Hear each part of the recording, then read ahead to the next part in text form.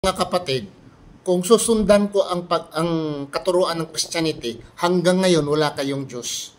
Dahil sabi ninyo, ang nag-iisang Diyos na tunay ay nagkatawang tao.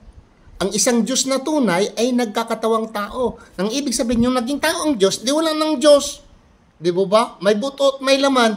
Ang umakyat sa langit, si Jesucristo, may buto at may laman, tao. Di ba? Kasi ang Diyos ay hindi nakikita, si Jesucristo ay nakikita. Nang ibig sabihin, yung doktrinang Kristiyano, kung sundan natin na ang Diyos ay nagkatawang tao, hanggang ngayon wala kayong Diyos. Dahil ang umakyat sa langit ay tao, may buto at may laman. Hindi po ba? Di ba katawa-tawa? Na ang inyong Diyos, nag-isang Diyos, ay nagkatawang tao? Ay nagkatawang tao ang inyong Diyos, nga si Jesucristo ay umakyat na nga sa langit, buto at laman, nang ibig sabihin, kayo mga Kristiyano ngayon, ay wala kayong Diyos.